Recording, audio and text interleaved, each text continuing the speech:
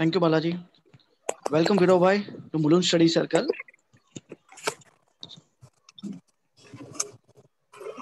You're welcome, sir.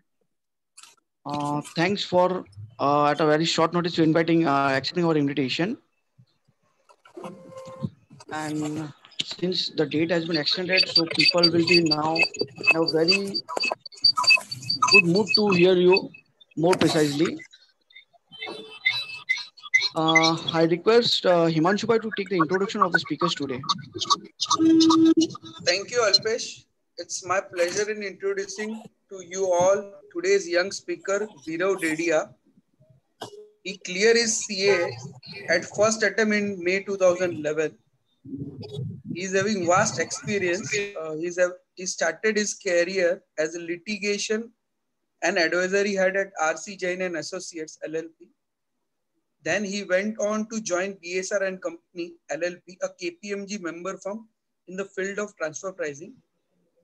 He has working experience with Grant Thornton India LLP and is currently a manager at Deloitte Haskins and Sons as LLP.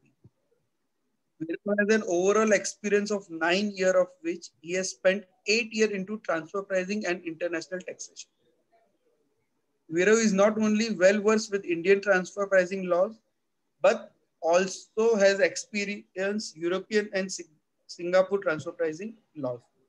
Apart from transfer pricing, Virav has assisted his client from Companies Act, GST, and listing of securities at SGX Index 2. He is faculty at ICS Diploma in International Taxation. He has written article on transfer pricing, COVID-19 adjustment and documentation on taxmans.com. He was guest speaker at the GVNS Institute of Management Studies, Mumbai, for providing budgetary update to MBA students. He has hosted the budget meeting for European Union Chamber of Commerce and Industry in Feb 2020. He has hosted and guided the full-day transfer pricing course organized by WRC of ICA in December 2019.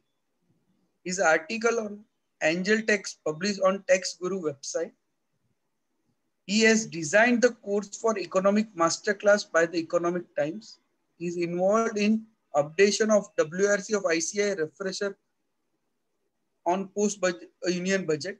He is associated with many NGOs having professional and non-professional objective. I can say he is a master in transfer pricing, and we all are lucky to hear from him about the transfer pricing laws. With this, I am formally introducing Virav and request him take over. Before that, Alpesh, hand it over to you. Thank you, Himanshu bhai. And rightly said, Himanshu bhai. Will be a great to listen Virobaj today. And before starting with the session, a request to the members. Whoever has not received any refund, kindly fill up your refund form, Google form, so that we can process with the refund. We have already processed for 70 members up to now, and many of the members have given their confirmation too. So request the member who have not yet received the refund, kindly fill up their Google form at the earliest. Thank you. Virobai, over to you now.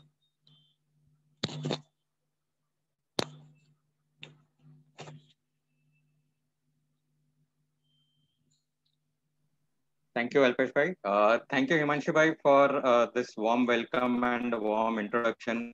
I would first like to thank Mulund Study Circle for inviting me and giving me an opportunity to present my views before all of you on transfer pricing. So it would be basics plus and issues that would be covering in today's session. I would like to heartily thank Himanshu Bhai more so, especially because he had approached me and we were planning to have discussions on when we should take up this session and how should be the course material and all. Thank you for taking up my request to have it immediately in this week itself. Um, I would like to welcome all the participants here. I would like to wish them a hearty Durgashtami and wishing you a happy Dasera for the celebrations in this festive season. Thank you, Virobai. Virobai, because of you only we got an extension today. Maybe because of me or because of I think all the senior members of the study circle meeting Mr. Manoj Bhai today morning it seems. Yes, yes, yes, of course. Great So efforts by yeah. Nimesh Bhai. Nimesh Bhai has prepared a representations. Mhm. We all been there, and it was a great efforts. And Manoj Bhai has actually we got a good. We can just say a same day result. True. Very much. Very much. Thank you. So now let's start with our today's topic. Today's topic, what we are dealing with is primarily transfer pricing. So these are the contents that we would be covering. So what is transfer pricing, history, BEPS, which is now newly coming up, um, Article 9 of OECD and UNTP manual as to how the entire concept of transfer pricing floated, which is with regards to Article 9.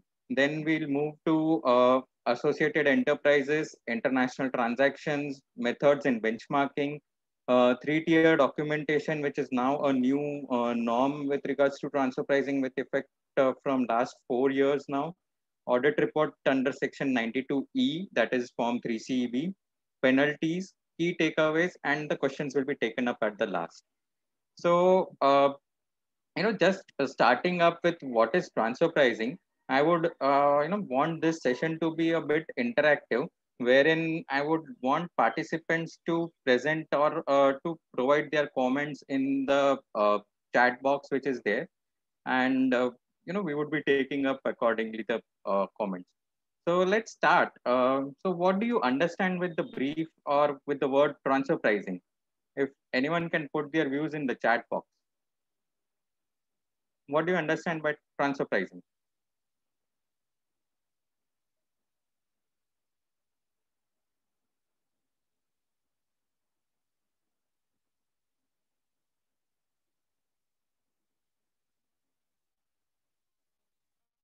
So let's start with an exercise. I have receiving many uh, replies. So first that, so this is the first exercise that it is. Say for example, where you are, I'm sure all of us must have gone ahead and booked an Ola or Uber during our normal times, we can say, not during these COVID times, but yeah, many of us have booked these Ola and Ubers.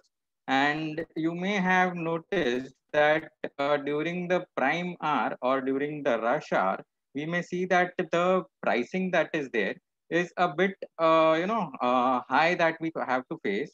And at the same time, if we book the similar Ola for the Ola or Uber for say for example of ours, we would get a very bargain price for that. So what do you think would be the difference between this uh, bargain price and between the surge price? So it is nothing but the demand and supply that is there, which plays a role with regards to the pricing arrangement. Now, say for example, uh, so it's risk of breakdown, impatience, haggling cost, degree of information that is available, and the options available which are playing a determinants to the bargain power of the uh, while booking an Ola or a Uber. Now, say for example, if we take this particular example a bit more forward, and we say that okay, it was not a Ola or a Uber, it was a the car of a relative or a friend or a dear friend who is there. Do you think that any determinants of the bargaining power play a role while you are dealing with the related party?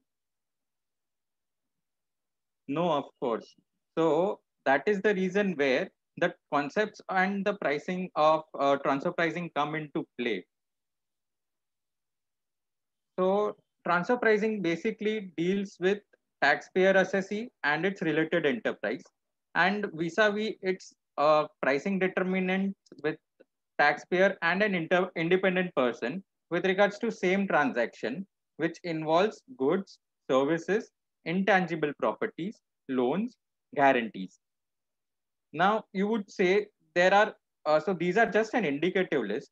There are many more transactions which are there. There are certain transactions which may involve exchange of money, and there would be certain transactions which may not involve money. So it may be free of cost, it may be barter, it may be any kind of situation. Moving on, so historical background of what transfer pricing is all about and how did it come into picture. So there has been so there are many multinational enterprises which have their locations or have their presence in multiple jurisdictions. These MNEs now had prepared their tax structure or had prepared their group structure in such a way that the government's tax base was getting eroded, and it was such that the governments were losing out on the tax income that used to be there. Government as a whole, for any economy, it may be it developing or a developed economy, the main flow of income or the main income that is there is nothing but the tax that is there. So 60%, it was seen that 60% of the international trade was carried on with the associated enterprises or AEs as we call it in technical terms. To counter these effect of movement of tax base and movement of erosion of tax, government came up with the concept of transfer pricing regulations. This increased the burden of proof on the taxpayers, wherein the taxpayers were asked to prove that their value or the price at which they have undertaken the transaction with their related party is at arm's length or not. However, the revenue, that is the income tax department, they started harassing the multinational groups by providing or adopting a stringent tax, adopting stringent tax computability norms and all.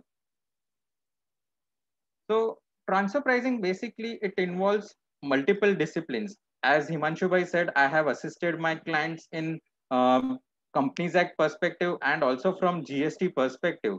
Now one would say as to how is transfer pricing as a concept applicable for both these provisions.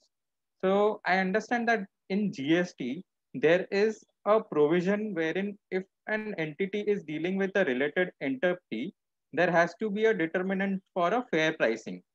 Now that fair pricing, how do you determine that fair pricing? That you can determine on the basis of the principles that are provided in transfer pricing. Similarly, in Companies Act 2013 as well, every company which is dealing with the which is dealing with its related party has to have a minimum of 75% of the approval from the minority shareholders. So that is governed by Section 188. So in both these concepts, we'll need to apply transfer pricing policies. So apart from the international tax and the traditional practice that is there, these two are the new areas where we can focus and help our clients. So basically, transfer pricing is an issue which involves multiple disciplines like taxation, wherein we need to have information about tax laws of India as well as the foreign nations. We need to have understanding of accounting principles as well, as to what would be the accounting entries that the Indian entity would be recording in its books, the Ind AS concepts, the IFRS concepts, US GAAP, or whatever generally accepted accounting principles of your associated enterprise. The economic conditions like the demand, supply, economic conditions of the industry in which your entity is operating. So, say for example, if I am taking up an example of a software distribution entity or a software development entity, so currently software development and software entities have taken a very huge growth because of this lockdown scenario, wherein multiple people are working from home and the use of technology has now grown tremendously. So while dealing with the pricing norms, we need to also understand the economic circumstances of our assessee, the legal aspect. So, if we are dealing with the legal aspect, we need to understand as to how and where is our what legal provisions are to be undertaken. Say, for example, if there are any certain transactions which need to have an approval from RBI, or some transactions which need to have an approval from FEMA perspective. So, we need to understand that, and then we need to record them in our transfer pricing documentation. Statistical. Now, statistical is a part wherein mathematics come into play, where we would be using maths formulas to determine the arm's length markup and the pricing. So it may involve, say, a simple a ratio calculation also, say, for example, operating profit by operating cost or operating profit by operating revenue or something similar. And it may also involve a higher end or a very complex models like rank order sum or rank order centroid, which are more statistical in place and are involved in certain kind of decision making process. So if we see OECD, that is Organization of Economic Cooperation and Development, they have provided their views on transfer pricing, which say that transfer pricing can deprive governments of their fair share of taxes from global corporations and expose multinationals to possible double taxation. No country, be it poor, emerging, or wealthy, wants its tax base to suffer because of transfer pricing. That's where the arm's length principle can help. As I said in our earlier discussion as well, wherein no tax is the basic source of revenue for all governments, be it developed or be it developing. So that is where the concept of transfer pricing came into picture. Now, I'll just give you a brief historical background of where transfer pricing and what is the story so far of transfer pricing in India. So transfer pricing was initiated and conceptualized through Finance Act 2001.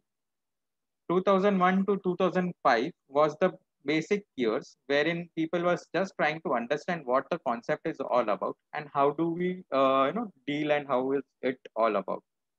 2005 to 2008 was with regards to the TP audits, or you can say transfer pricing scrutinies commenced in India. So apart from the normal scrutinies that we have, the assessing officer will refer your case to a specific transfer pricing officer, and the transfer pricing officer will determine the pricing element. So from 2001 to 2008, the officers became very smart. So which is where from 2009 to 2012, they started having high-pitched assessments. They started applying their minds in all the whims and fancies that they could, so that there was a huge hue and cry in the global market with regards to the litigation which is there involving around transfer pricing in India. From 2013 to 2016, government wanted this stigma to be waved off or to be washed off their face, and India should be adopted as a favoring as an investment favoring nation, which is where many dispute resolution mechanisms were brought into place, and the taxpayers were given comfort as to yes, it is good and it is that the government will not harass them on transfer pricing provisions.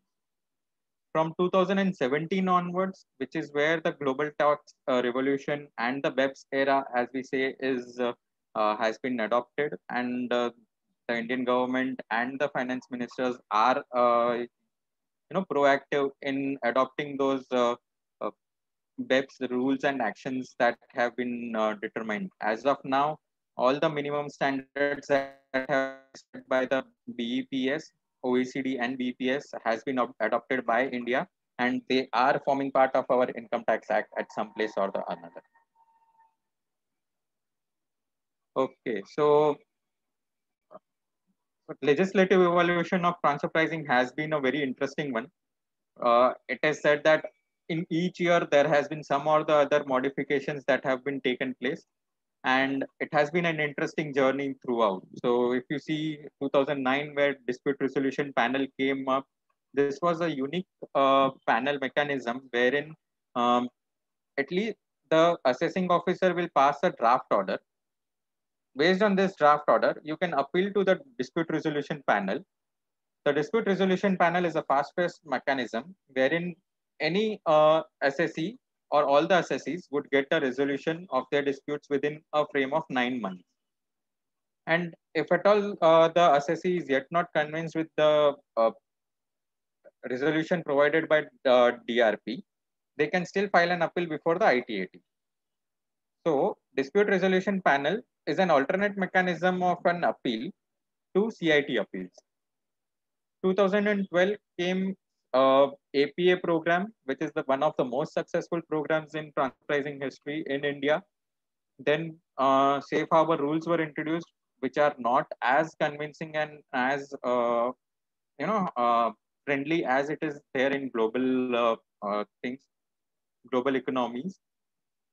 Then 2014 came definition of deemed international transaction and so on and so forth. So the key ones that I would like to focus upon in this slide is introduction of interest deduction limitations, which have been introduced just recently, and introduction of CBC and master file requirements in India. So these are the key major ones. I will discuss them in the following slides. Okay, so having said and having discussed about transfer pricing is impacting all the multinational entities, and multinational entities are having a say and are planning their tax structures in such a way which would impact or which is currently impacting the tax revenues of the government, and it is eroding their basis. Now we'll take up a small example wherein we can say how pricing moves and how tax impact of the group moves according to the pricing. So if you see in this first scenario, wherein say for example, there is an entity in India who has a related party in Singapore. So the Singapore entity is purchasing some goods from Singapore local market, selling and wants it to sell in the Indian market. So what it does is it acquires those. So the purchase cost of that goods is say 1,200 rupees. It sells to India at say 1,300 rupees, and the Indian entity in the local markets sell these particular goods at a price of 1,600 rupees. Now, if we see while incurring or while selling this particular goods, say for example, Indian entity is selling or is incurring a selling cost of say 100 rupees. So as you can see on the screen, the profit that is earned by the Singapore entity is 100 as compared to the profit that is earned by the Indian entity, that is 200. The tax rates that are there in Singapore is 17%, vis-a-vis that is there in India at 30%. So if you see the group tax or the total amount of tax that the group pays is 77. Now, if I change the selling price of Singapore entity to the Indian entity by say 100 rupees, then let's see what change it has. So if you see, just by changing the selling price of the Singapore of the same goods by Singapore entity to the Indian entity by a 100 rupee margin, that has an impact of around, takes my tax liability from 77 to 64. So you can see that there is a major shift or a tax saving of around 13 rupees. And these amounts, if they are multinational entities, these amounts can be rupees in thousands, rupees in lakhs, rupees in crores, rupees. So, it goes on. So that is where the concept of base erosion and profit shifting arises, because the government has been uh, playing a proactive role in saving its tax base and ensuring that there is no income which is escaping assessment and escaping the tax base. So let us see what BEPS provisions or bring out to us. So there was a perception that MNCs are not paying tax anywhere across the globe, or they are not paying their fair amount of tax. There was loss of trust between tax authorities and the businesses, because having a perception that MNCs are not paying tax, the tax authorities used to be aggressive on them. This used to cause loss of trust between even two tax authorities. So, say tax authority of India would say interact with tax authority of Malaysia or Mauritius or say Cayman Islands, and that is where there would be loss of trust, because this results, the difference in tax rates would result in differences in tax saving methodologies and having a good tax structure, which is where section 94A comes into picture, wherein certain jurisdictions are notified as, say, for example, currently Cyprus entities are notified because of their tax haven background in nature. So now this global tax environment has resulted into a global tax revolution, which would be wherein the OECD has framed a concept or a project which is called as base erosion and profit shifting. So this particular concept or this particular project is dealing in avoiding aggressive tax planning, which MNCs are undertaking, and it would be a win-win situation for both, that is the governments and for the taxpayers both.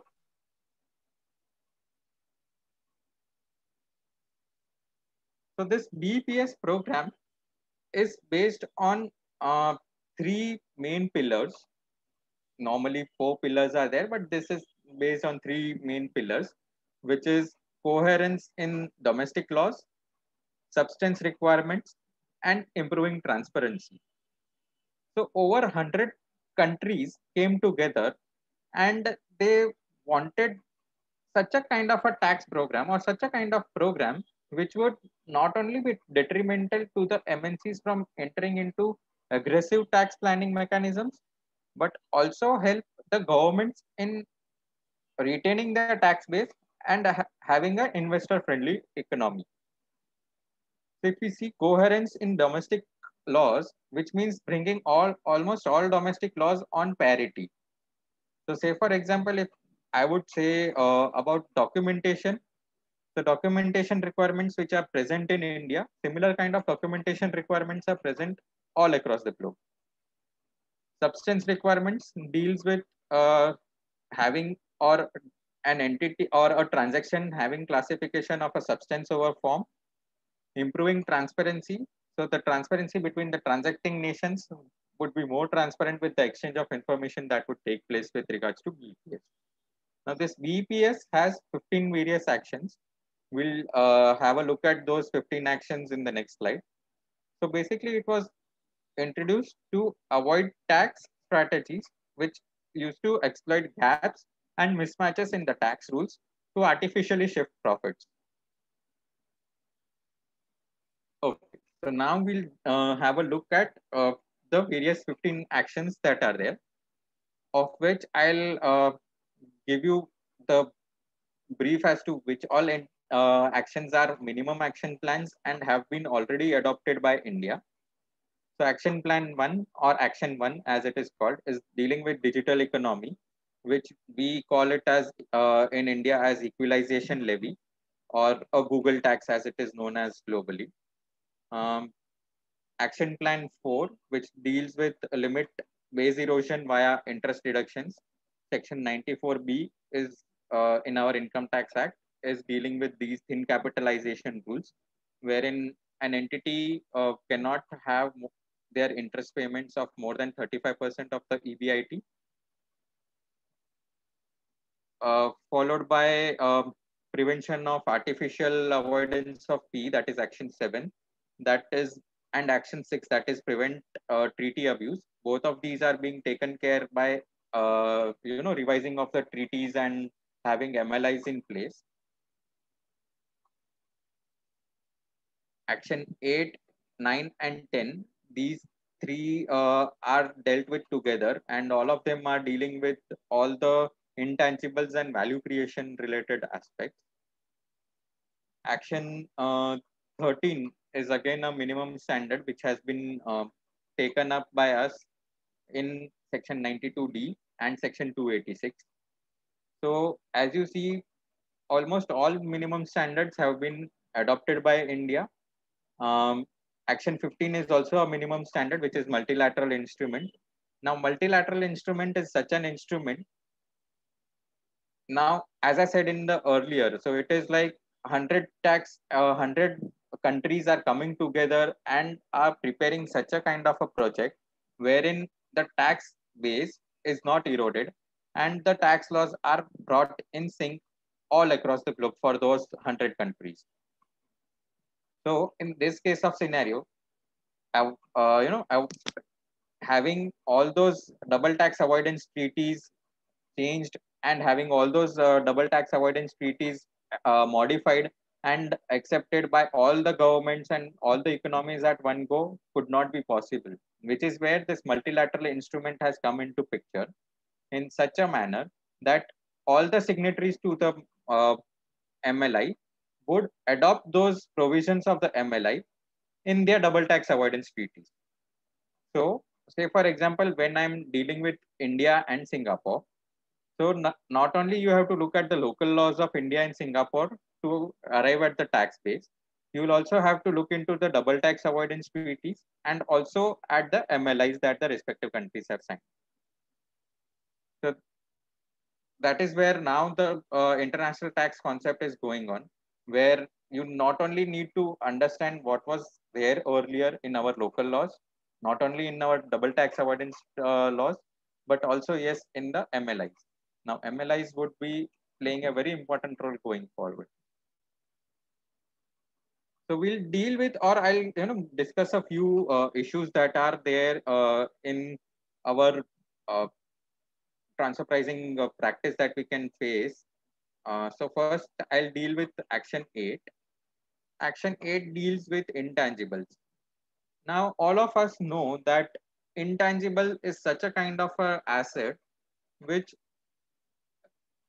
we do not know as to how and when does it get created.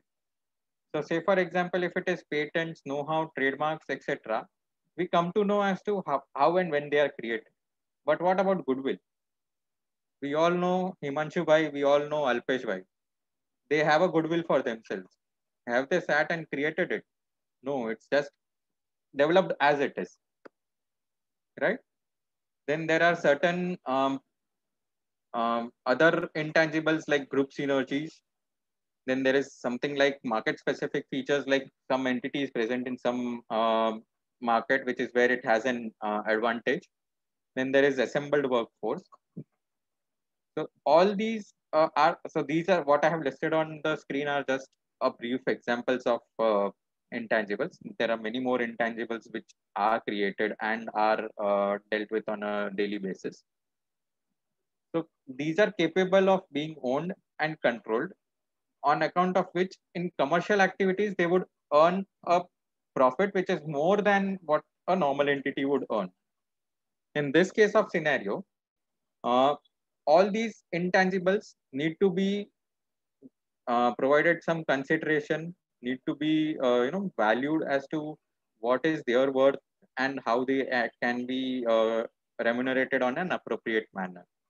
For this, Finance Act in 2012 amended the provisions of Income Tax Act, Section 92B was amended retrospectively from AY23, that is retrospectively from the year 2001 when the transfer pricing provisions were first introduced, and they expanded the definition of intangible property, covering 10 different types of intangibles like marketing, technology, artistic, engineering, customer, locations, human capital, and a few others.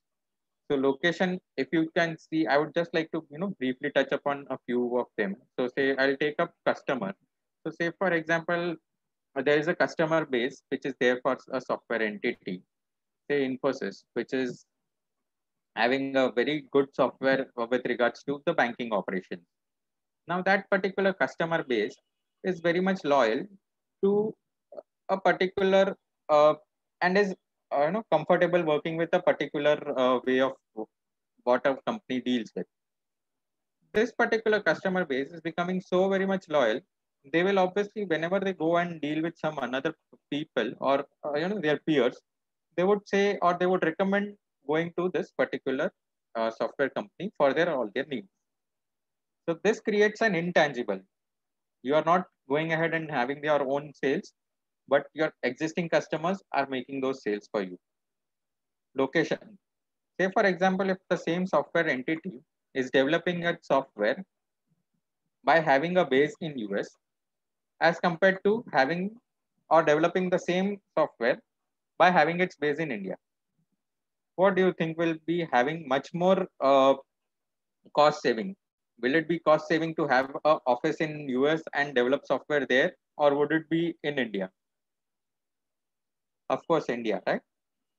So that is where location savings and customers and all these things play a role in our intangibles. So let us take us an example.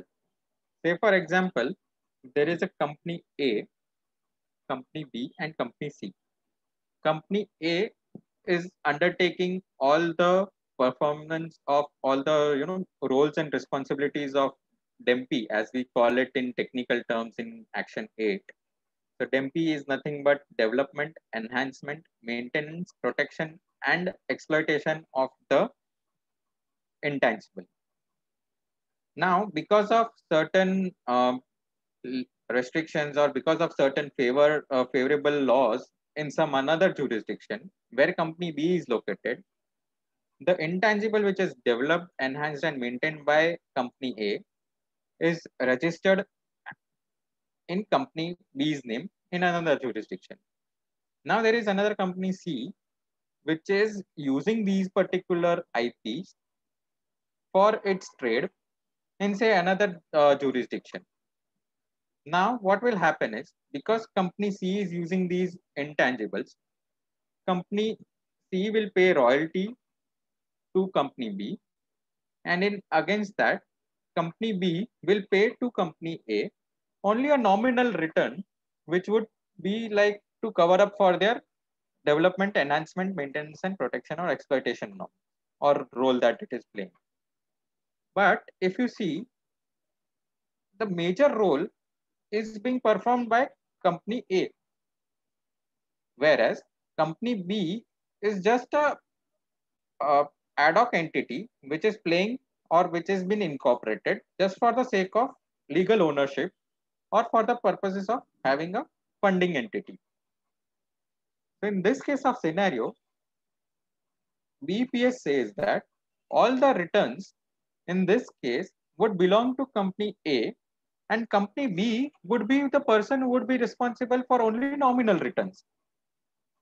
So going forward, we need to understand and we need to have a detailed analysis as to which of our clients are providing what kind of functions, what kind of roles are they adopting, and what responsibilities are they having while dealing with their related parties.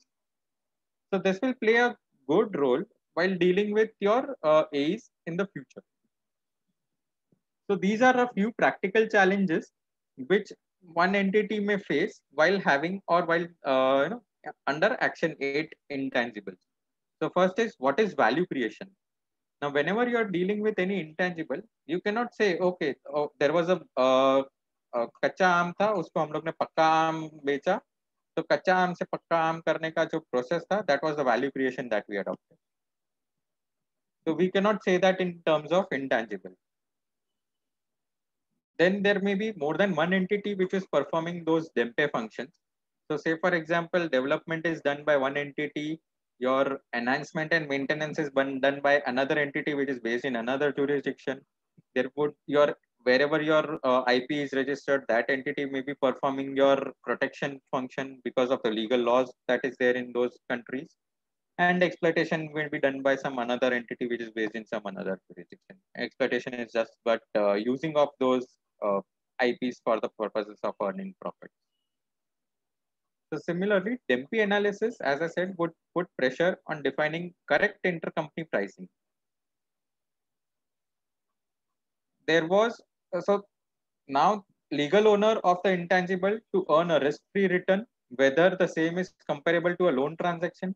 As I said earlier, company B was nothing but just a funding giver or just a person on which the IP was registered. So practically it was playing no role. So one has to determine as to what kind of functions, assets, and responsibility or risks, as we say in TP compliances, would be playing, what would an entity would be playing while dealing with intangibles. Okay, so now we come to action 10, which is low value intra-group transactions. Now we said that synergies, economies of scale and all come into play when there is a multinational entity which is having a place. So say for example, if there is an M&E group, say Tata's, if Tata's want to have a, a common center which would take care of all its accounting, auditing, or say all its human resources related aspects, or say all its information technology support services. So if that is there, say for example, it would be a common center which would manage the accounting of all the entities which are based all across the globe. These are generally called as these are generally non-support or supportive in nature, or you can say these are support functions. They are not forming part of the core group of the business. So they may be different from the group, but they would be supporting the group. They may or may not be the principal activity of the service provider or a business. And they do not require any unique intangibles for having their own say, or for having a particular or providing any kind of services, and they do not involve and give rise to any significant intangibles and risk. So I have listed down a certain few examples of these services, which are accounting, processing and management of debtors, creditors, activities in connection with human resources, which may be like a talent acquisition or payment of payroll processing, or say for example, if it is any other like TDS withholding or something of that sort, or your PPF related stuff or something. Information technology services, which would involve IT support for all the entities, all the group entities. It may also include the server maintenance, but it does not include all your software development services, and it does not include all your ITES or back office related services. Then there are internal and external communications and public relations support. So something like a spokesperson for the group, you can say, legal, administrative, tax compliances, and other clerical work. So these the last one, that is legal, administrative, and tax compliances and other clerical services, it is yet not been adopted by India. These are currently in force with Singapore and with European laws, wherein they consider these to be as low value intra-group transactions, but in India, they are not considered. So, and at number 3, we have certain exceptions, as I said. So not all would be covered under these low values. Okay, so now moving on to the main part, which is the documentation part. Action 13, a 3-tier documentation that has been suggested by BPS. It has been adopted by India as well and many other nations. So what does this particular Action Suggest. So Action suggests maintaining three types of documentation: the master file, the local file, and the country by country reporting. The master file, as the name suggests, it's a group document, or it is the master document of all the transfer pricing policies that the group has undertaken or the group has in place with regards to all its intercompany dealings. The local file, as the name again suggests, it's nothing but having a document in place for the local entities which would be or which would have an impact or a transaction determining an arm's length price, which the local entity has with its related party. And the last one is a country by country reporting.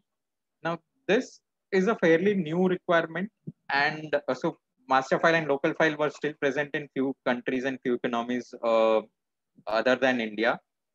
And country by country reporting is what something is a new requirement for all the countries or for all the economies. It is a basically a master document which is prepared for country on a country to country line item basis. So say for example, India is a country. So all the financial related information with regards to all entities which are present in India need to be gathered and need to be provided in a particular format. So Form 3CE is the form that is there in India for country by country reporting. Master file is under Form 3CE AA, and the local file is under Form 3CEB along with transfer pricing study report that we have. So by way of having these documents in place, all the jurisdictions would now have access to each other's documentation. So master file, because it is being a group document or group policy, even the Indian tax authorities would have access to your group policies, to the client's group of policies. Similar is for country by country reporting, which needs to be filed by the assessee. So all the tax jurisdiction will have an update or will have a detailed information of all the happenings of the group in each of the countries and each of the jurisdictions.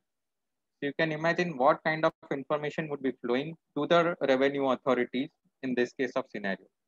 And if you see what information has to be provided to the tax authorities is your revenue, profit before tax, cash tax paid, current tax accrual, net book value of all tangible assets, number of employees, complete list of entities and fees in each country. Now one would think of why is number of employees and how is number of employees going to play a significant role? चलो revenue तो समझ में आ गया, profit समझ में आ गया, but what about the employees? So there are certain nations or there are certain countries which are having a low tax jurisdiction. So what used to happen is many of the entities would park their tax or would park their profits in such a kind of jurisdiction which are having low tax, and the Indian entity or the that particular entity where there is this low tax would have a namesake of 2 or 3 employees.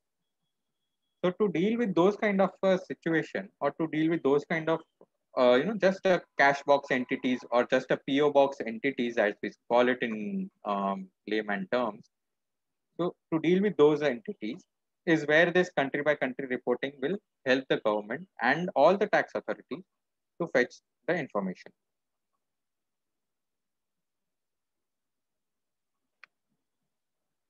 So as I said, so who will be more impacted? So it is not that all the multinational entities have to deal with or have to file these the country by country reporting and the master file compliances and all. Currently in India, there is a turnover limit of 5,500 CR for country by country reporting, 500 CR for master file requirements, along with transaction requirements, transactional value requirements of 50 CR for tangible transactions and 10 CR for intangible transactions. So if at all there is any entity which has a group revenue or a consolidated group revenue of more than 5,500 CR, So they will have to deal with they will have to comply with the CBC requirements. In case the consolidated group revenue is more than 500 CR and the transaction value that the Indian entity has with with all the multinational entities or with all the related entities is more than 10 CR in case of intangibles like royalties, like say human capital dealing or something. It is 10 CR. Otherwise, it is 50 CR. Say, for example, if it is dealing of goods, services, and all, that is 50 CR limit.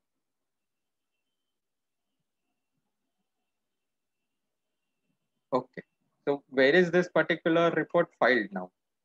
So, this particular report would be maintained and filed by the parent company, and all the group or the subsidiary companies would just file a notification with their respective jurisdiction saying my parent company has filed, so we are not filing. You can access the information from there because it would lead to double duplication of information. And but in case, so say for example, there's a holding company which is based in UK.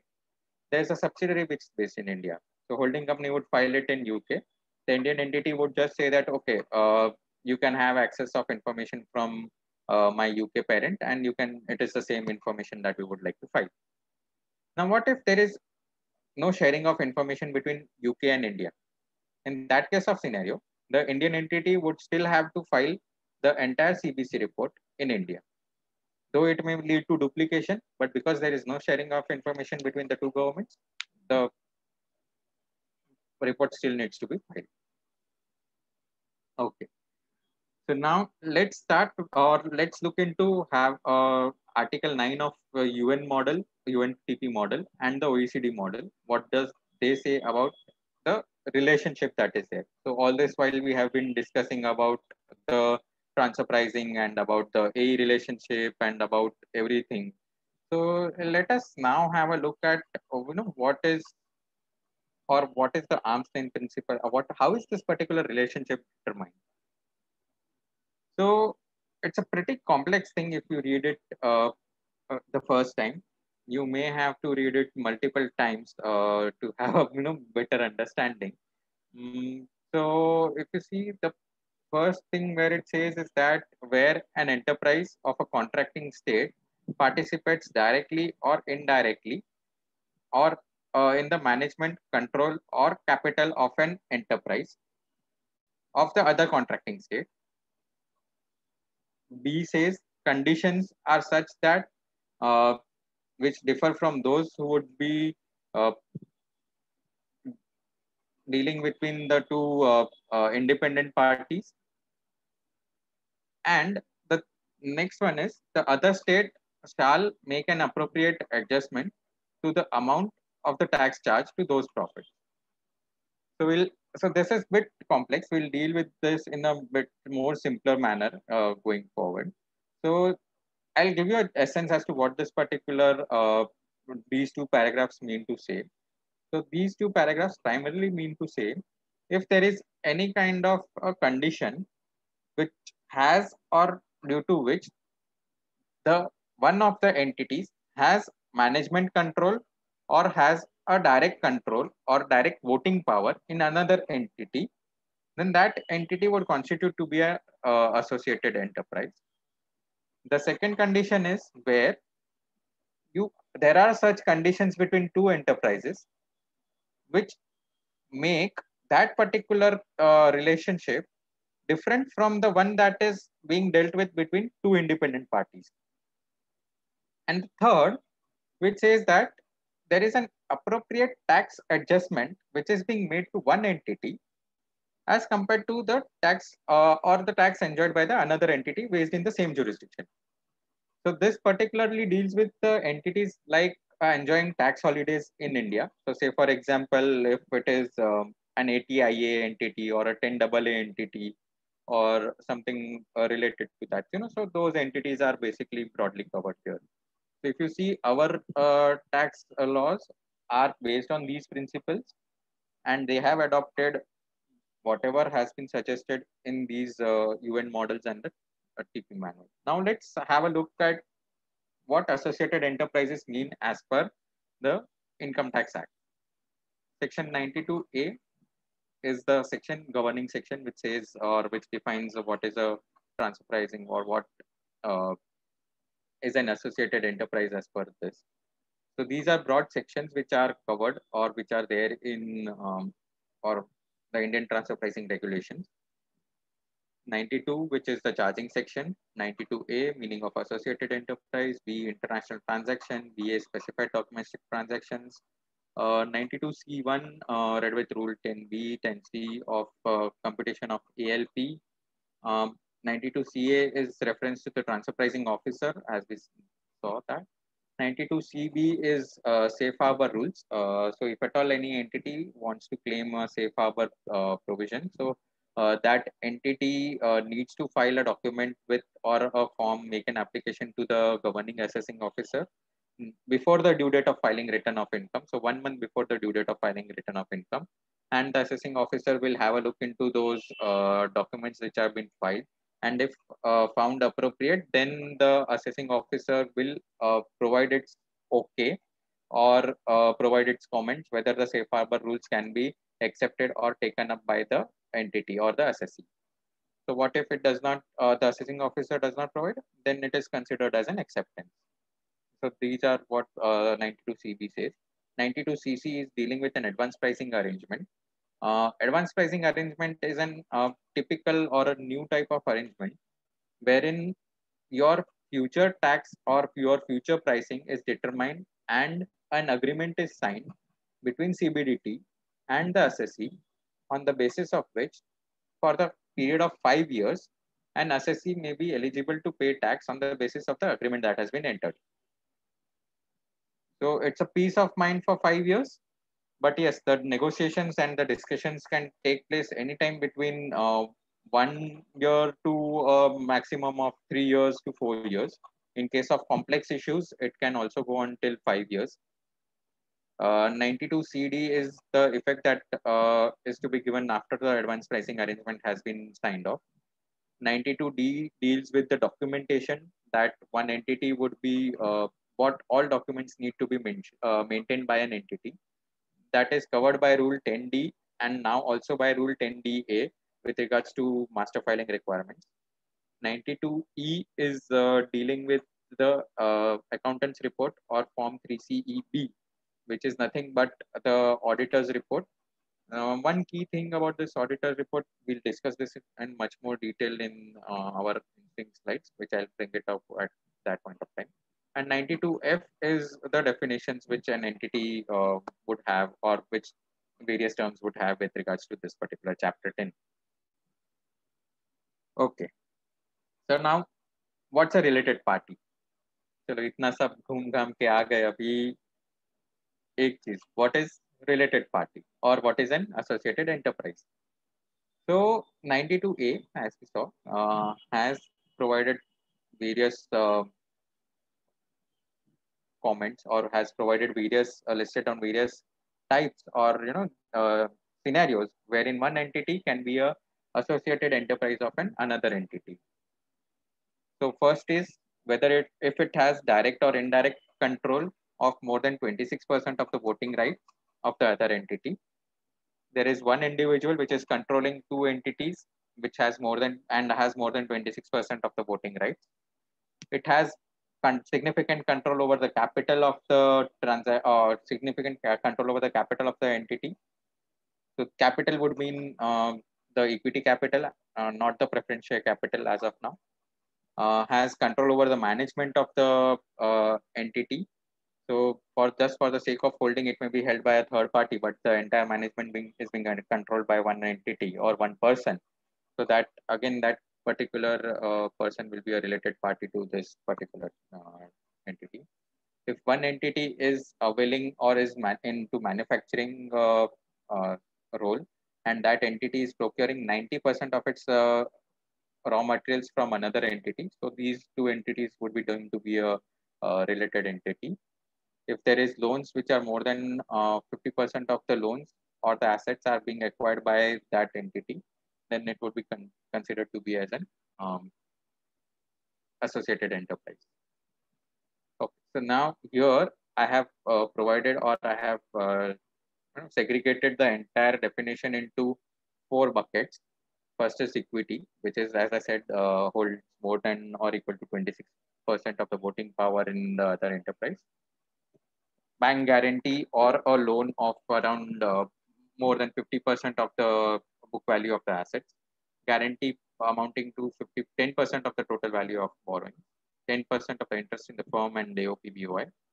Management is wherein more than 50% of the directors or one of more of the executive directors are of the another enterprise. Appointment is being done by the same person in each of the enterprise. Activities like, say, 100% dependence on the use of intangibles for manufacture, processing, business, etc. Direct, indirect supply, as I said, of raw materials of amounting to more than 90% of the total raw material consumed. Sale under influence prices or conditions. And control, as I said, if it is controlled by one individual for 2 or more entities. Okay, so now let's go on to what is an international transaction. So अभी associated relationship determine कर दिया. अभी आते हैं कौन से type of transactions के ऊपर जाना. So if we see the type of transactions, there are 2 type of transactions broadly categorized as international transaction and specified domestic transaction or domestic TP as we say. So firstly, we'll deal with the international transaction, which is much more broader in scope. So it is a transaction between 2 or more associated enterprises, either of whom, either or both of them can be non-resident. So say for instance, one entity is based in UK, another entity is based in Hong Kong. They are significant, or there is a step down subsidiary which is based in India. Now, just because of the flow of transaction between a transaction between a UK entity and a Hong Kong entity, there may the Hong Kong entity may get significant power for the Indian entity, considering which it may so happen that the significant value of that UK entity or that Hong Kong entity is being derived from the business operations of only Indian entity. In this case of scenario, this particular law or this particular condition is applicable. Now, this was brought more so, this amendment was brought more so from Vodafone perspective, wherein we all know that there was a huge hue and cry in the international market. Apart from that, if it is a transaction between purchase, sale, lease of tangible or intangible property, provisioning of services, lending or borrowing of money, any other transaction having bearing on the profits, income, losses, or assets of such enterprises, any mutual arrangement or agreement on allocation of or apportionment of any kind of expenses, cost contribution agreements, business restructuring or reorganization, irrespective of whether it has an impact on the income, profit, losses, or assets. Now, the key term or key identifying factor here is having a bearing on the profits, income, losses, or assets of such enterprises. So any kind of a transaction which has a bearing on these 4 will be determined to be as an international transaction. Now, the term assets here mean both assets as well as liabilities, because we follow dual accounting standard. So in that terms, if it is a debit for one side, it is a credit for another side. So it is going to impact your asset or liability in which case. So you need to be careful while determining whether that particular transaction is being covered as an international transaction or not. Explanation to section 92B. Now, because here in the nature that was provided was very much broad enough and it did not provide much more clarity, explanation was introduced in section 92B, wherein tangible property, it has been provided what all things can be included. So it's an inclusive explanation.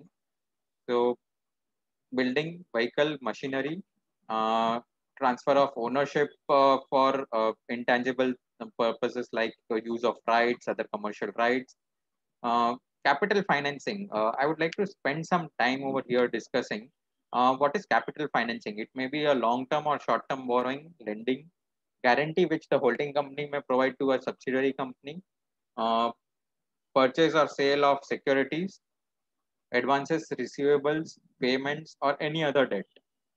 Now, in this case of scenario, based on our practical experience and all, what we see is that the transfer pricing officers are also considering the receivables and payables which may occur on account of trade of goods, raw materials, or provisioning of services, also as a capital financing transaction. Now, I'll tell why the whole concept behind why do they provide or why, how did they come under this particular provisioning or this particular provision. It is more so because they say that, okay, whenever you're dealing with your related enterprise, there may be a situation or there may be a criteria wherein a credit period is provided. Obviously, whenever we deal with any kind of debtors or creditors, the credit period obviously plays a role. But in case of, say, related party, if that credit period is more than what is being enjoyed by a normal entity, then we can say that, okay, it's a kind of a capital financing or deemed capital financing, because of which your associated enterprise is deriving some benefit out of you. That is where this kind of transactions are now being covered and now are being taken up by the transfer pricing officer. So this is still a litigative matter as to whether it will be an international transaction or not. There are various courts which have provided various judgments on this, but still the litigation on this particular project on this particular topic has been going on. Moving on, it's move provision of services, say for example, like market research, development, technical service, scientific research, legal or accounting service or something. Business restructuring may include any kind of mergers, acquisitions, or any kind of uh, you know, acquisition or any kind of capital reduction transactions as well. Intangible property, as we saw in the earlier slide, the definition is bit broad that has been done and it has been modified with effect from with retrospective effect from AY 2001-2, but the definition has been modified under Finance Act 2012. So these are few intangibles property which has been classified or which have been provided in the section 92.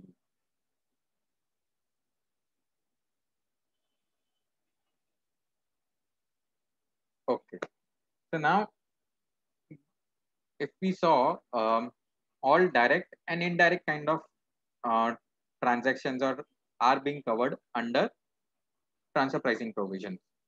Now there's a new concept which is called as deemed international transaction. So what it would be termed as a deemed international transaction? Let us understand by way of an example. So if you see here, there is this A company in US. There's an A company which is held by A company US, 100% holding A company India. Now there is a third party which is based outside India. Now, because there was a prior arrangement between A company in US and that third party, because of which A company in India, whenever it deals with this particular third party, it enjoys preferential pricing and is always asked to deal with that particular third party itself. Now, why did this particular third party provide preferential pricing to A company in India? It was because of the prior arrangement which was provided or which had been in place between A company in US and the third party. Because of which the Indian transfer pricing provisions say that this third party will be deemed to be a associated enterprise of A company in India, and all the transactions that A company in India has with regards to this third party would be covered as a transfer pricing, considering it to be or defining it to be a deemed international transaction. Now, which all entities would be affected by this? Say, for example, there is an entity, say Infosys, taking up with the previous example itself, Infosys is into providing computer development or computer software development services, because of which it requires many computers, it requires softwares. Now, say for example, Infosys has entered into an agreement with Microsoft in US or say Microsoft in India. In that case of circumstance, it will enter into an agreement saying that there would be many entities of the same group, which will be sourcing directly from you, say computers or softwares or any kind of related services, say cloud computing or hosting of softwares or hosting of servers or anything. They would seek these services from you, and you need to provide them a preferential pricing. So because of this arrangement between Infosys India and Microsoft, there's an Infosys in US which will go on and ask some services from say Microsoft. In that case of circumstance, also it will be deemed to be an international transaction. So as you see and as you understand that the concept of transfer pricing and deemed international transaction is pretty large and pretty broader in sense. So one needs to see each transaction in detail and understand the essence of it before determining whether it is an international transaction or not. So this was an example wherein the third party was based outside India. This is an example if the third party is based from India, as I just we discussed a moment ago. In this case of circumstance as well, it will be a deemed international transaction. So even in this case, wherein there is a quadrilateral arrangement, so say for example, a company, that is Infosys India, has an arrangement with Microsoft in India, and and Infosys US deals with Microsoft US. But because of the arrangement that was there, this quadrilateral arrangement, because of which Infosys US is enjoying a good preferential pricing with Microsoft in US. So even these transactions would be covered as a transfer pricing provision. Okay, so now we have understood what is an associated enterprise, and we have understood what is an international transaction or a deemed international transaction. We move on to the methods as to how will we determine the most appropriate method and how will we determine the arm's length pricing. So there are 6 methods which are prescribed by the section 92C, and because of under those 6 methods, what we see, we'll discuss each of them in detail. So the first 3 methods, as we see here, are the traditional or traditional methods. The other 2, that is traditional methods being CUP, RPM, and CPM. We'll deal into each of them in the going forward slides. Transactional profit methods like profit split method, PSM, and TNMM, which is again profit-based methods. We'll look into them also as well. And then there is another method which is a other method. Now this other method is very typical to India transfer pricing regulations. It is not present anywhere else across the globe. So that is very much our own jugaad, as we can say.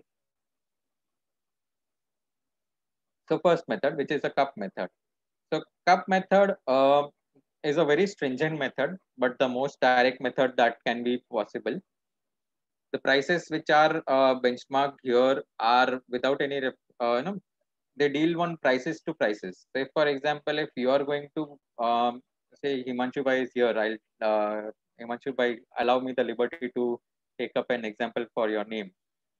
So say for example, if Himanshu Bhai goes to the market and Himanshu Bhai's wife asked him, ये particular vendor के पास से ही you buy some apples. Himanshu Bhai goes to that vendor and buys some apples. Himanshu Bhai does not tell that particular vendor as to he is an or his wife has asked him to go there.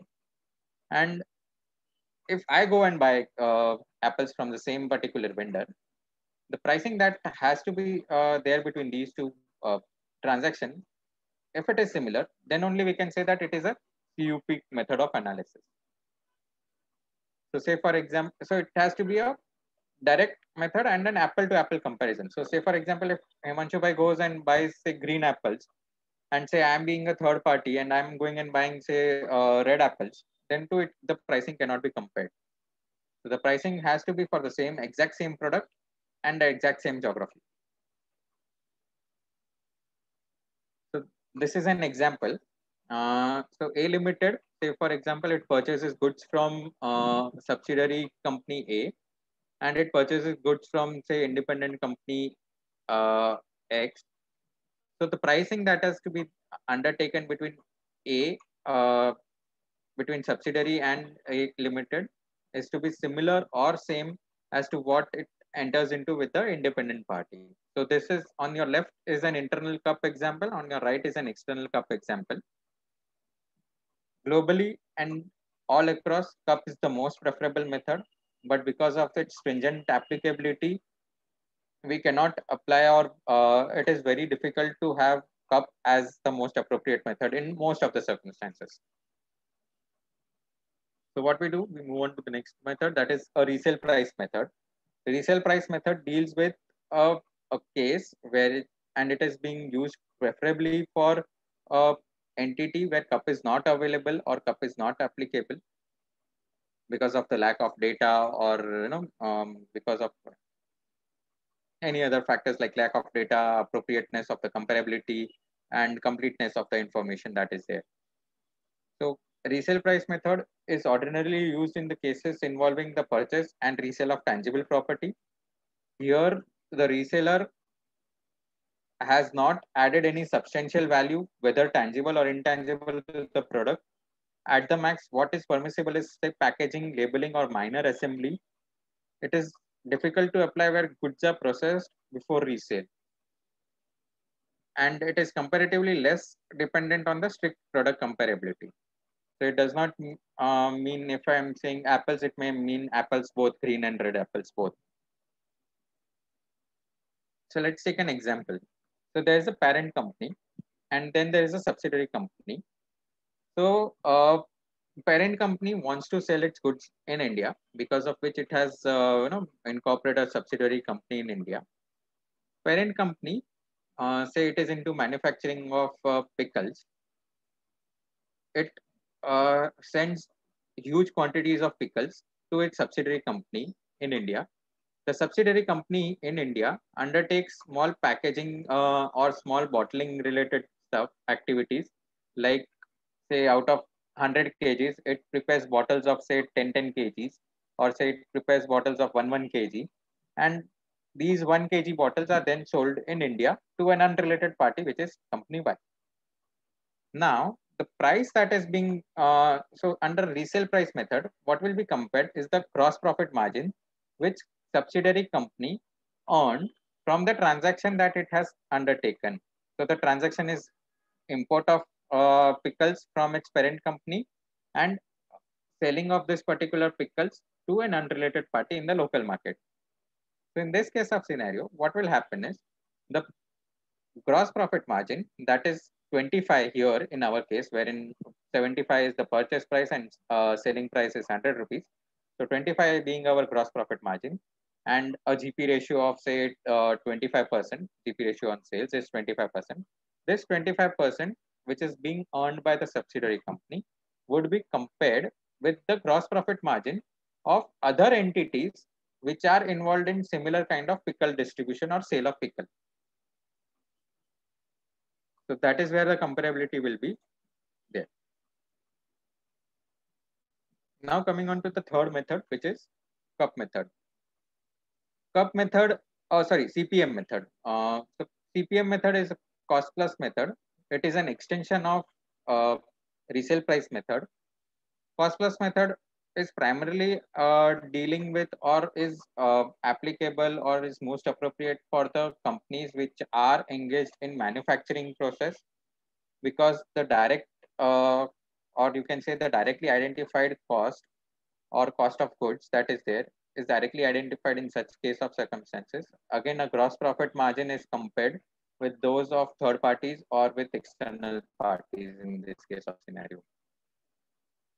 So as you can see here in the second point, the preferred method is used in case of semi-finished goods, where goods involve significant of contract manufacturing agreement, or there is some kind of processing and relabeling, and there is significant processes involved. There is some intangible involved. Provision of services on contract basis, and so more it is there for those manufacturing entities.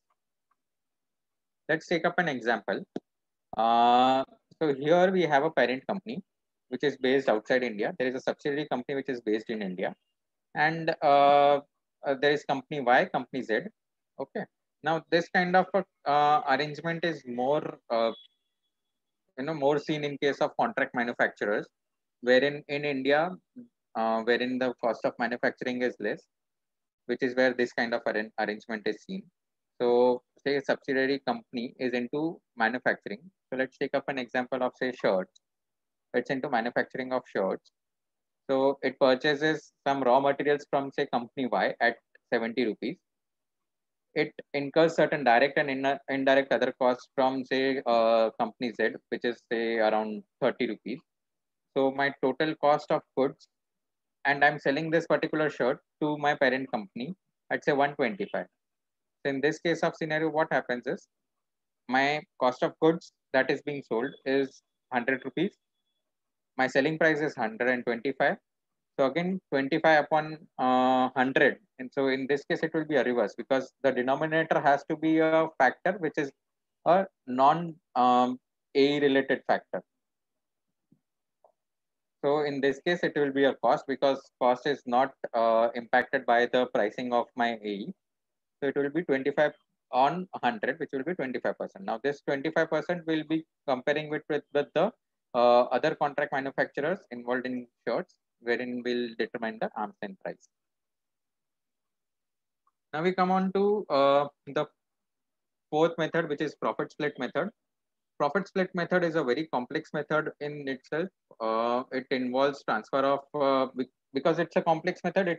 It is used to determine the arm's length price for all complex transactions like transfer of unique intangibles or wherein such kind of an arrangement where the uh, functions and the roles cannot be distributed separately. So say for example, if it is a consortium which has bid for a particular project and infrastructure project, and that kind of infrastructure project is such that the value is common, but individual value is not able to determine as to say company A, B, C, D, what particular value would be provided by each of them. So it is not provided. So here in this case of circumstances, profit split method is the most appropriate. So it's a very complex method which involves two kind of basic allocations, which is the combined profit split method and the residual profit split. So combined profit split is nothing but the entire group profits are distributed or are combined first and then distributed. Residual profit split method is such a method wherein all the profits which have been determined or nominal or a routine return is kept, and a non-routine return is then distributed or is between the associated enterprise and the uh, subsidiary entity. So here is an example or a graphical representation of the example that we discussed just now.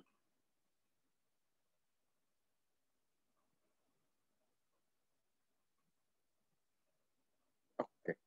So this was an example for control party, which is distribution of profit. That is a combined profit, and this is a example for a residual profit. Okay, let's move on. So transactional net margin method. So transactional net margin method is one of the most widely used methodologies for determining the arm's length price. Here, we compare the net margins that an entity has earned from rendering of services or manufacturing of goods. And that particular net margin is compared with the net margin of the third parties. Now, these third parties, how will we determine their net operating margins is through an external database search. So be it your gross profit margin in your RPM or CPM method or your TNMM method, all these searches are generally being undertaken on independent databases wherein you will get the data for comparability and the gross profit margins of certain companies. So you compare here the net profit that is being there for the Indian entity along with the comparable companies. So this method is more appropriate for service transactions. So it can be internal TNMM also. So for example, if there is company A which is providing services to say related party as well as to non-related parties, in that case of circumstances, if the services are similar to each other, then the profit margins for both these transactions can be compared. But the entity will have to prepare a proper segmentation of its profit and loss account, and it will have to maintain proper allocation keys and the workings that go along with that. In most of the cases, what I have seen in my practical example is that even the transfer pricing officers call for the audit of these kind of segmental as well. So if it is an external benchmarking, then it is fine. But if it is an internal benchmarking, it is appropriate to, or it is suggested to have a audit report separately. So this is not the audit report which you have a statutory audit report, but this would be a separate segmental profit and loss account which would be audited just for the purposes of transfer pricing. Okay. So this is an example as we just discussed. Say, for example, if there is a parent company and there is a subsidiary company, which is say subsidiary companies having a margin of say 5%, and similar companies which are there unrelated companies are earning say a margin of 3%. So my related party is earning more than my non-related parties. So in that case of circumstances, we can say that this transaction is at arm's length. Okay, so now moving on to the unique thing or a unique method which is just for India, which is other method.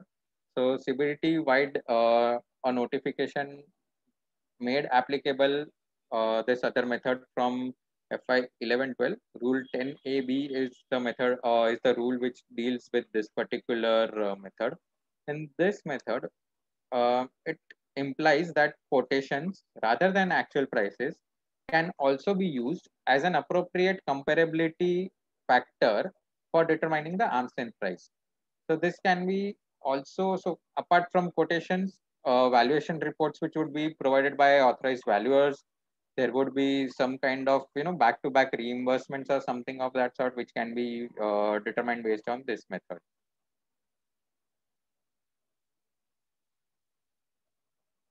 Okay, so here is a summary of which method is most appropriate method for what kind of transactions. I would request all of you to just glance through this for a minute or so that you can have an understanding as to which method is appropriate for which particular type of transaction.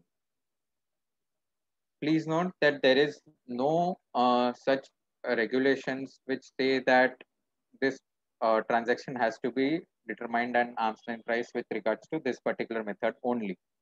It is so this is just a generic information and a practical information which we generally follow in transfer pricing practice. But in the documentation, whenever you select one method, it is always required to reject all your other methods as to why you are selecting, or you have to document the reasons as to why you are selecting one method and you are not selecting all other methods. So that needs to be there in our documentation. That is good. Okay, so like we are talking about documentation, let's have a brief understanding as to what transfer pricing documentation is all about. So we'll look into each of them. So country by country reporting, master file, and local file, each of them. So as we saw, CBC reporting from an India perspective is applicable only where the transaction or the group consolidated revenues is more than 5,500 CR. And it has to be seen for the previous year. So say, for example, if we are looking for previous year 17-18, then the turnover criteria should be seen for the previous year 16-17 for the purposes of applicability. So there are stringent penalty norms which are prescribed. We'll come to penalty bit in the later part of this particular presentation. Every parent has to report its particular form in Form 3CAD. Intimation has to be provided in Form 3CAC. So there are various forms which are being notified, which are like, say, for example, 3CAD is to be furnished wherein there is any alternate reporting entity. So say, for example, there is a parent company which is based in US, there is a second subsidiary company which is based in UK, and then there are various other subsidiaries which are based all across the globe. So say, for example, if the US entity is not filing and say UK entity is filing, or say, for example, if any Indian entity is being asked to file, then in that case of scenario, 3CAD form will be filed by the Indian entity. saying that or nominating the Indian entity on behalf of the entire group, which will be filing its country by country reporting.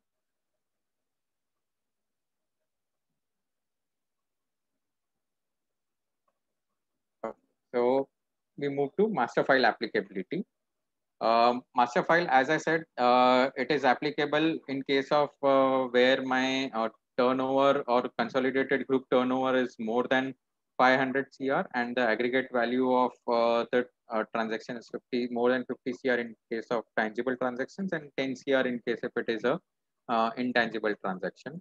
Similar to what it was in a CBC, the turnover has to be seen for the year prior to the year under review. So say for example, if we are looking for current year, that is FY 18-19, then we need to have a look at FY 17-18 transactions or the value of the consolidated revenue. Okay, so here is the due dates, big due dates. Of course, these due dates do not consider the extension of timeline that has come up. So this was an PPT which was prepared by me before the extension came up today.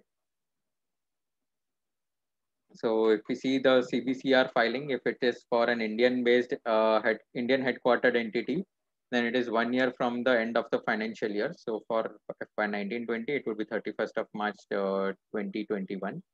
And in fact, if there is any failure in case of exchange of information between the parent entity and the subsidiary entity, in that case as well, the Indian entity will have to file its country by country reporting, the full form of country by country reporting in on or before 31st of March 2021. Notification by all inbound, that is all your entities wherein your MNE is based or headquartered outside India, and the Indian entity is just providing a notification to use the documentation for filed by any other entity or filed by any other jurisdiction. So that is 60 days prior to the due date of filing of the CBCR.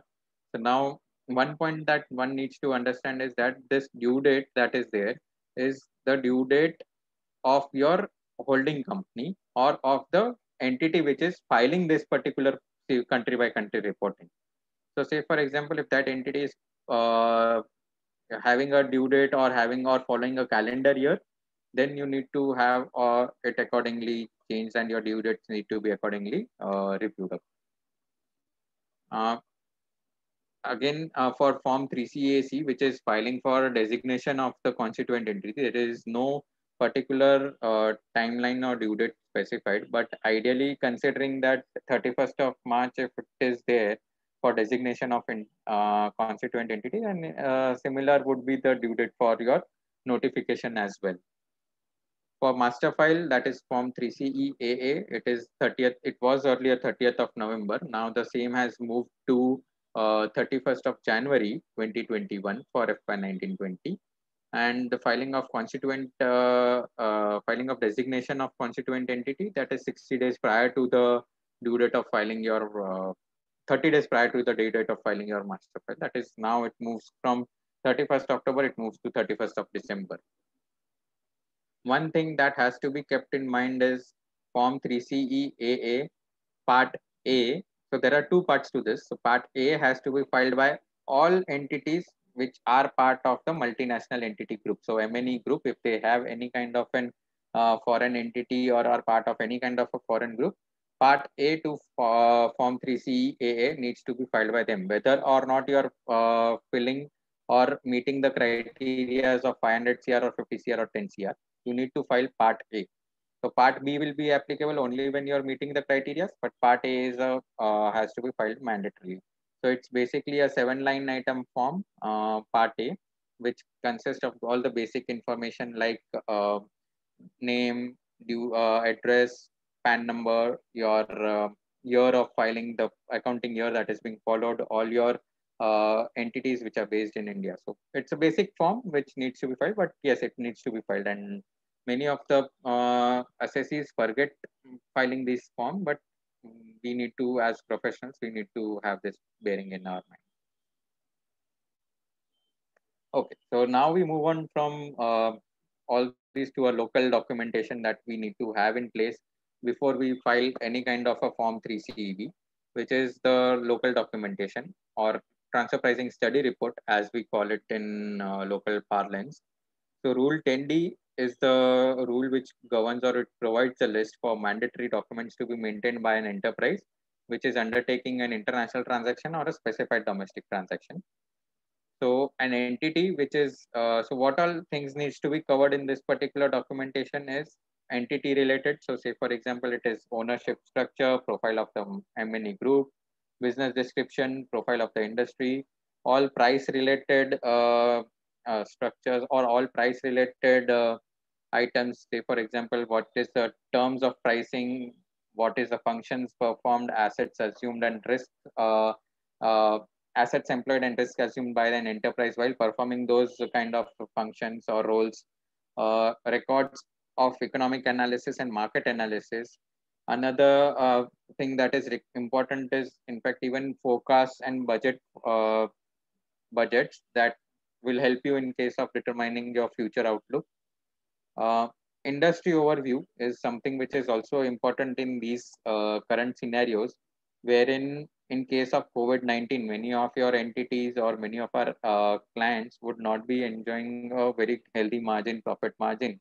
In that case of scenario, what will happen is that we need to have these kind of documents in place saying that because of these uncertain economic times, which is where we were not able to earn this particular pricing, but if we keep these adjustments out or we have an adjustments to keep this you know uncertain times out or any extraordinary items out, extraordinary costs out, we need to have and we need to see what would be the price and what would be the operating profit that one would have determined, and that would be the appropriate comparability.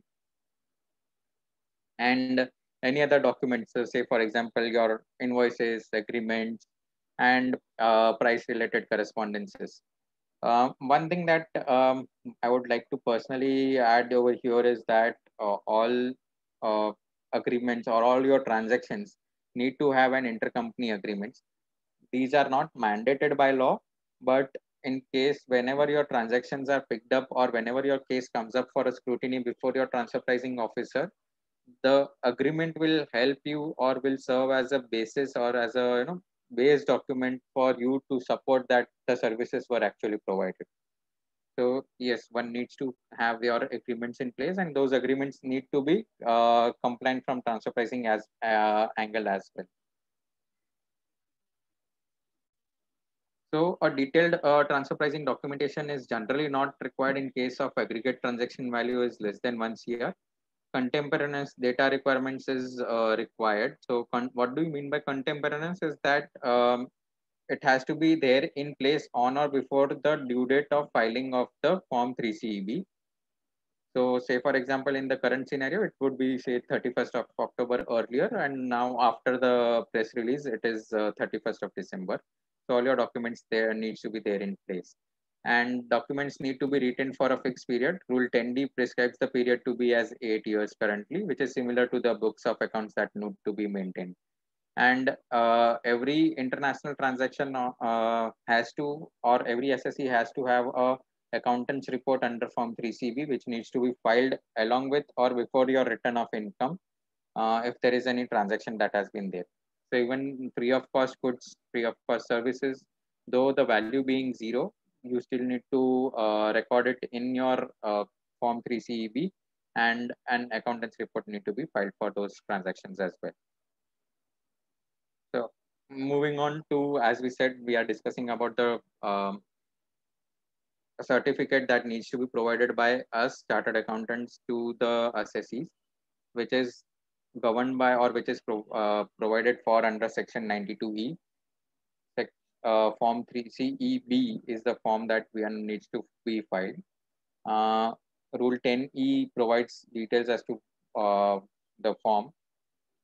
The form will undergo a change. It has been notified from the current form that is being there. It will undergo a change. The revised utility is yet not being out, but yes, we need to wait till the new utility is out, and we can even still go ahead and file the. and what are things we need to audit when it comes to transfer pricing audit.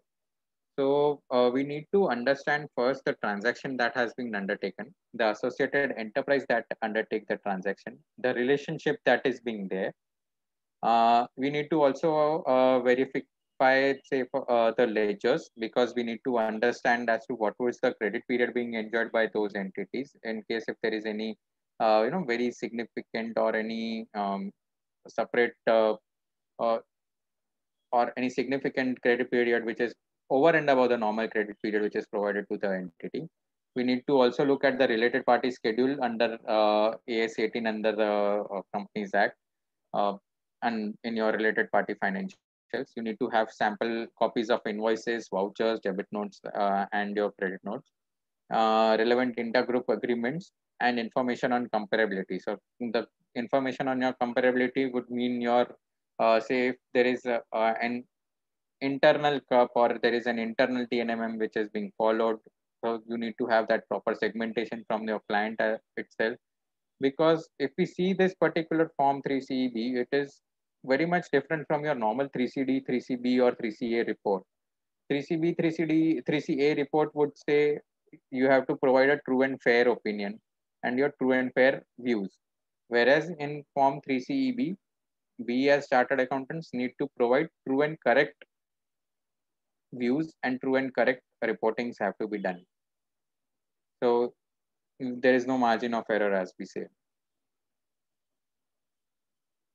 So yeah, you need to also reconcile the transactions which are being reported in your form 3CB and the audited accounts in the related party disclosure. One needs to understand and read the notes to accounts much more in detail, because there would be some transactions like guarantee, transactions like pledging of shares, which would not form part of my related party schedule, but they would still form part of my notes. You need to read contingent liability schedules if there is any kind of a contingent liability in case where guarantee is being provided rather than availed. You need to identify transactions with deemed associated enterprises, wherein, as we discussed about the quadrilateral, the unilateral models. You need to also take a note of all unreported reimbursements which are there. So, say for example, if there is any markup element in those reimbursements, so they may, the assessee may or term it to be as a reimbursement, but actually they may have charged something extra over those reimbursements. So you need to check whether interest on those receivables are there. As we said that if there are associated enterprises enjoying any kind of an extra credit period from the normal credit period that is being enjoyed by other entities, then in case, is there any company policy to provide for interest on those kind of receivables? What would be the receivables which are outstanding beyond the stipulated point of time? Uh, we need to have a management representation letter along with the appendices so as to safeguard our interests as well. We need to also disclose the business restructuring disclosure. Um, and DSC of the client needs to be registered with the income tax portal before they go ahead and approve. So yeah, now we deal with penalties. I hope many of us would be having certain few questions, certain few doubts and all. We'll be taking up the doubts and questions after these penalties. We cover up these penalties. So just keep them ready and put them in the chat boxes. So we'll have and we'll take them up soon. So penalties. So what would be the penalties for all these kind of documentation? So apart from the documentation penalty that we undertake, which is 2% for non-filing, 2% of non-maintenance, and 2% for non-furnishing. So total of 6% of the penalty that is there. So yeah, there is various, of course, there are the various views as to applicability of penalties, but then too, yes, it would be at least 4% of the transaction value if you do not maintain transfer pricing study report. There is a penalty of rupees 1 lakh for non-filing of your form 3CB or non-availment of form 3CB. Apart from that, if we see for documentation from CBC and master file perspective, then for each day of delay, there is a penalty of around 5,000 per day for the first month. And beyond first month, there is a penalty of around 15,000 per day. exceeding the 1 month, and if the default continues, it would be a maximum restricted to 50,000 rupees per 50,000 rupees per SSC or per day. Non-submission of information before the expiry of the in furnishing period. So if at all an assessing officer calls for an information, and if we are not providing that information, so apart from the 2% penalty, there is an added penalty for 5,000 rupees per day, and then if there is a continuing default, then it is 50,000 rupees per day from the date of service of the penalty order. If there are any inaccurate particulars which are filed in CBC report, there's a huge penalty of around rupees 5 lakh rupees. If the master file is not filed, again you have a huge penalty of 5 lakh rupees. So if we see, yes, there are various huge penalties in non-compliance of all the transfer pricing compliances that are there. So all the assessees, we have to make them aware of all these penalties that are there, so that assessee is safeguarded and our interests are safeguarded as well. So yeah, so we are just towards the end of our session, and key takeaways that I would like to have that we are just taking up is, first we learned as to what is transfer pricing. We discussed about the 15 action points of BEPS. We understood what is an associated enterprise as per section 92A, what are international transactions as per section 92B. We understood what and how is the most appropriate method to be determined. We saw as to how arm's length price has to be determined. We saw about the 3-tier documentation. We saw about the accountant's report and how we need to audit those transactions. And we saw about the penalties as well. So it has been a very vast, vast structure, and section 92, though one may say that, okay, it's just chapter 10, which is covering from 92 to 92A to 92F, but there's so much more to it. So it is not just that you have to stick to your these provisions. One also need to look at UNTP model. One also needs to have an understanding of the OECD for certain type of transaction as to how those transactions need to be benchmarked and how one has to take play, or how one has to determine the arm's length price.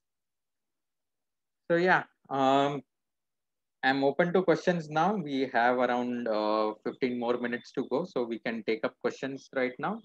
Alpesh bhai, Himanshu bhai, we can take up the questions now. Thank you. Yes, Himanshu bhai will be sharing the questions with you. Yeah. It was a great pleasure to hear you. I request Sneha Varaya to take the vote of thanks for the speakers today for taking up the questions. Sneha, over to you. Thank you, Alpesh bhai. It was a great Veera, Dedia. Uh, uh, I would say that all the speakers. Uh, Hello. Hello, you're audible. Yeah. Uh, Thank you, Veera. It is a great pleasure. It was really a very, very good session. I am really very sure all the participants would have cleared all their doubts. Uh, and I thank you on behalf of whole Mulund CSCP Study Circle for accepting our invitation. And also, I thank all the participants for joining us. Thank you. Thank you, Thank thank you, you, Sneha. and wishing everyone a very happy Durgashtami, and also very happy, I would say, Dashera for the going forward celebrations. Same to you, sir. Thank you. So let's These take are up the questions questions. now. Yeah. Yes.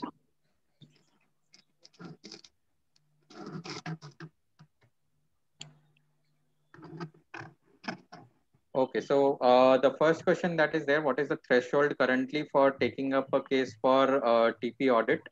So earlier there were thresholds which were being presented for, or which were being taken up for uh, selecting cases for TP or audit or TP scrutiny.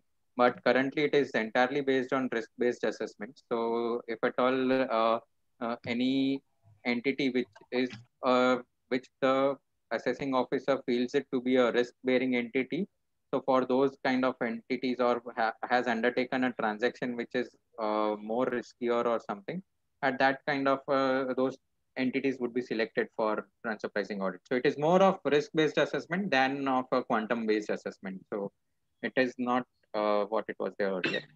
Some insight on domestic TP required. Okay, latest developments or changes and how it is different from international TP. Okay, so currently domestic transfer pricing is being covered only for transactions which are being undertaken with an associated enterprise or an associated, you can say, business operation which enjoys section 80A, 80IA and 80IB. So chapter 6A deductions for those profit and SEZ deductions for under section 10AA. So only transactions undertaken with these entities is where domestic transfer pricing is applicable.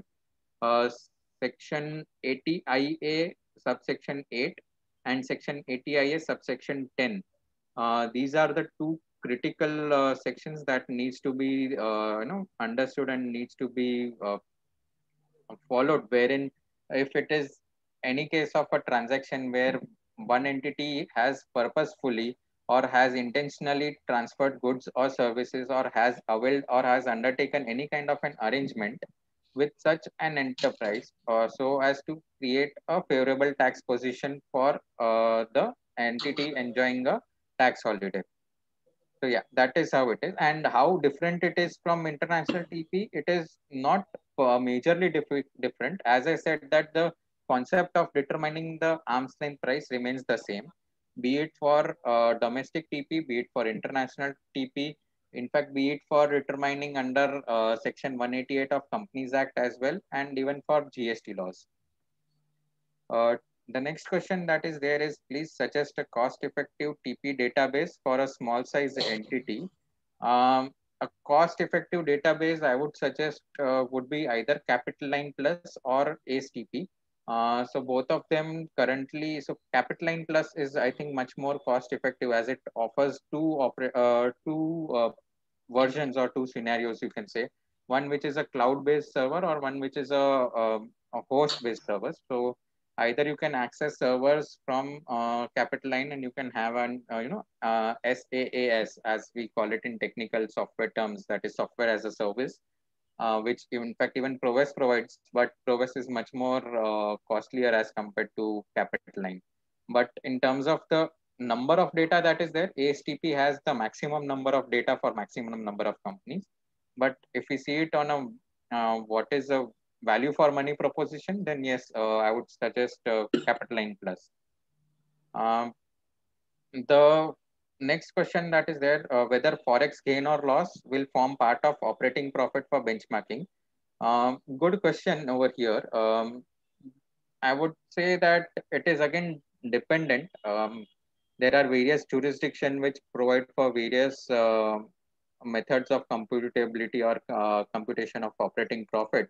But if we see Rule 10T, which is a rule for uh,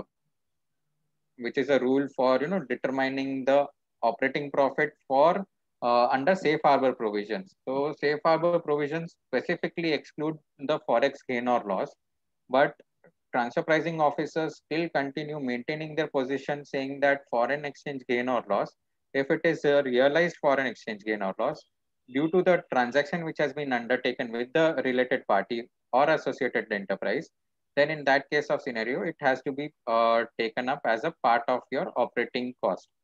But again, it is at the whims and fancies of transfer pricing officer. But if you ask me the legal backing, you can take the backing of safe harbor rules and you can consider it to be as non-operating in nature.